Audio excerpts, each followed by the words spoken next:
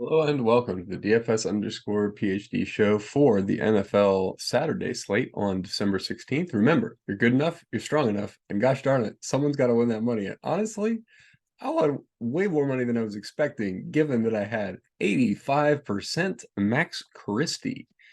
Yeah, I cashed like 4 lineups with Max Christie last night, including one in the $15. So, and do you know why? Can you see why? It's because everybody else on this list was right. Austin Reeves was right. Nick Richards was right. Wembanyama was right. Vassell, smash of the century. Rozier, 50 bomb. Okongwu, Capella. Everybody was like having amazing games, except my 85% Max Christie. The one lineup that didn't have him and did have all the good guys was like 330. I forget what it was, but it was pretty solid. A lot of points and money from that one. But yes, that combined with Jalen Brunson. I can't tell you how many times I've played Jalen Brunson in 5 to 15% in Classic this year. It has not been going well. He has not been doing that great. And now this. And somebody's got to win that money. And it was people with Jalen Brunson last night. My apologies to everybody. I saw some really solid uses of the satellite strategy.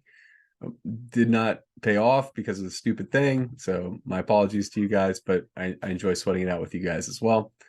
And let's get it today, because today, pretty easy slate for us guys. Pretty easy slate for those of us who know how to use group rules and adjust ownerships.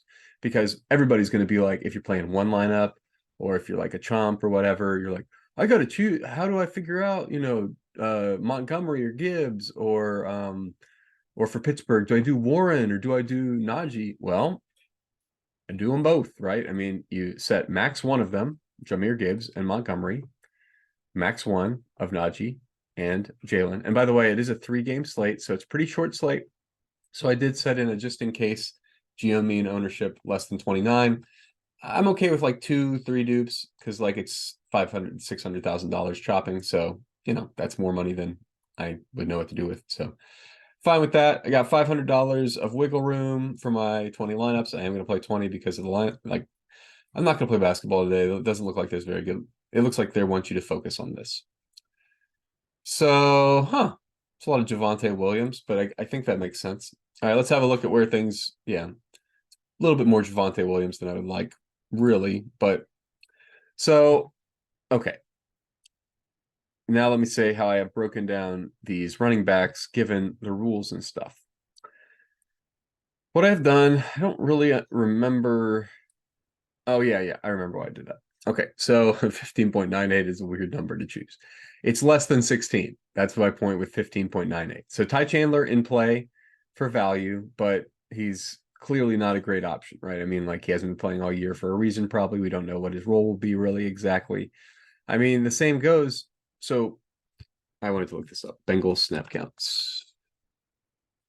Because last week I remember they did a weird, like I remembered way more Chase Evans than I was expecting. So I just wanted to confirm exactly how much that was before we continue. So week 14 felt like it was a split, 63% Mixon, but nobody else got more than 10 snaps. That's surprising. Chase Brown got 18 snaps for 30%. So this is what I'm saying. Like Chase Brown did really well last week, like memorably well. And we're talking a 60-30 snap count, right? So pretty similar to what we're seeing with some of these other split backfield snap counts. Obviously, that's not a sustainable points per 100 snaps for Chase Brown, but it is something where you would think, are they necessarily going to go 100% Joe Mixon in the future? I don't know. That guy was blowing him out of the water. I assume it was in garbage time or something. I was kind of zoned out when I was watching the game last week. But anyway, yeah, I think. Oh, okay. So I'm getting to Javonte in the flex. That's interesting. Javonte may be a little slightly higher value than Zach Moss, and at lower ownership. Okay, I can see slamming him. I'm fine with it now. Zach Moss I'm not going underweight to Zach Moss. That's not part of the plan. Moss and Javonte Williams are your cash plays. There's nobody else. Like all these other guys are in split backfields. Everybody else. I mean, yeah, everybody else. These guys, I mean, they're not good. Neither one of them's good. they are definitely getting the snaps this week. And that's great because I have a lot of Javonte Williams in best ball, but I don't have any Zach Moss. And so who cares? All right. So let me advance this a little bit to flex position. It's the other place where we see meaningful. So these are all the guys. I left a lot of people as options in flex, and I'm getting to just the top options. Makes sense to me. And it looks like the top value options. I got a lot of Pittman in my wide receiver and a lot of ASB in my wide receiver. Let's make sure I'm matching the field on them, actually. Michael Pittman Jr., 65%, ASB 35, close enough, pretty close. So yeah, the top two options we got, we got them handled. And oh, right, I wanted to say there is an important tight end piece this week. Nobody's going to play Kylan Granson, and I don't know why.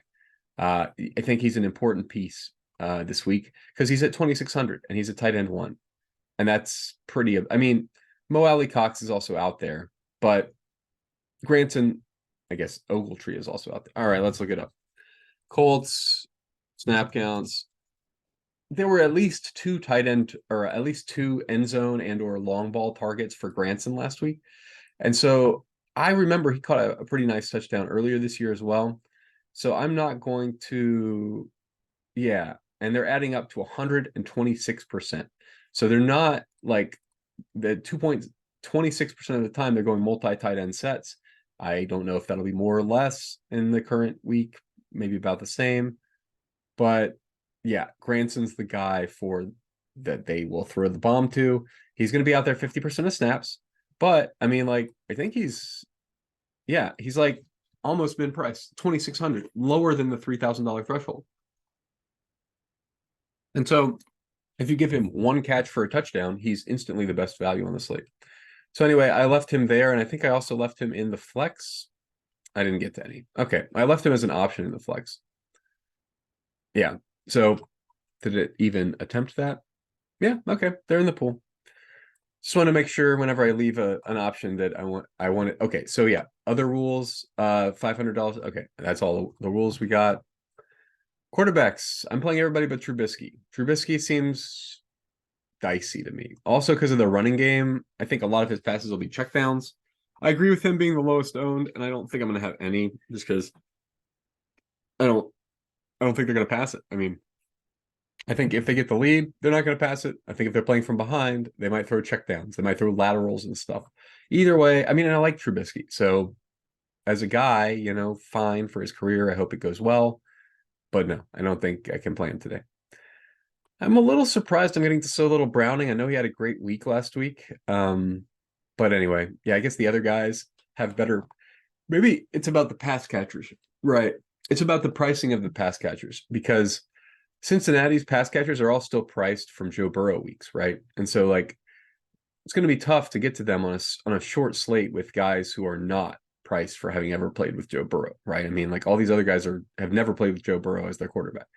So, you're not going to get to it. What is, I assume Jamar Chase still 7,600. So you have Justin Jefferson at 8,100. Basically, we don't have any smash values this week, so I can't really play the super expensive guys either, I think is where I'm winding up, generally speaking. Any chalk fades? No, I'm matching. Well, okay, so it looks like the first chalk guys that I'm completely off, Ty Chandler and Pat Fryerman. They're both fine plays. You don't have to pull them out of your lineups. It's just the way I'm going this week with Kylan Granson as my cheap option. I think he can score as much as Fryermuth. I'm going to go to him in every option like that. And the other 2 tight ends are just 2 you should play in cash games. And in general, I mean, right? There's 2 good tight ends, Hawkinson and Laporta. They're really good. They're better than the other guys. So for the most part, that will reflect my ownership. 85% will be Laporta and Hawkinson because they're the best options. 15% will be trying to get cute with Kylan Granson. And I think that 15% also encompasses the ones that I'm throwing in the actual 500K. I'm 20 maxing the $3 because that's where you get the most bang for your buck, but $500,000 too much to pass up a couple shots. And those are the tickets I have left over from the satellite strategy. So tomorrow I'll play with real money, but today I'm playing with satellite tickets. I think I left in every defense. Yeah, and I did not have the rule about like do not use opposing defenses. Yeah, don't players because it's too short of a slate for that to matter. And if you've played enough Madden Sims, like maybe don't stack against the opposing defense or whatever, but there's 6 defenses out there today. If one of them scores a touchdown, that's the defense you need. So it doesn't matter at all about who they're playing against or anything. Yeah. So, but for the most part, I'm not fading a chalk defense. Well, I guess I am. I'm fading the chalk defense a little bit today just because I guess I think that's going to be a middling game. I don't know. I didn't change any of all of these seem fine projections wise. It's going to be a meh day, like a bunch of meh games between backups and then 2 of the worst quarterbacks in the non-backup category. So enjoy your Saturday, guys. I don't really understand why this slate is happening on a Saturday, but I'm not going to. Oh, no more college football. They would have done it every Saturday if there had been no college football. So I guess that's why, but no college football, and it's not the last week of the year, so they can do it. I guess. I don't know if I'll do it some more or whatever. But yeah, if we go over from, let's talk about core or whatever. Javonte Williams, Pickens, Downs, Laporta, and Pittman, Moss, Najee Harris, Jalen Warren. I thought I was 100% flip a coin between Harris and Warren, but it looks like there's one lineup that doesn't have either. That's fine. I'm not going to jam them. Let me check my actual ownerships, though, because I don't think that's right. I think that shifted something while we were on the show, because I think I was 50-50. And I do remember that. NFL. Yeah, Warren 50-50. So that's not right. I'm also not 75% Javonte Williams. Let's look at this. I'm 63% Javonte Williams, 67% Zach Moss, 51% Najee, 51% Jalen Warren. I'll post my exposures in the chat. I don't know what happened between rounds or whatever here. Actually, yeah, let me make sure I said the right tight end exposure since that was part of the show. Tight ends. 26% Granson. Yeah. And way more Laporta. I don't know what any of this is. This is so different from all of the numbers that are on screen right now. A lot of Laporta. Yeah. Not fading Zach Moss at all, just to make that clear. And not getting to as much of the Montgomery Gibbs split as I would have expected. But they're both priced appropriately. They've been there all year. I do want Montgomery more than Gibbs for best ball reasons. So that just in case you want to root for me for no reason.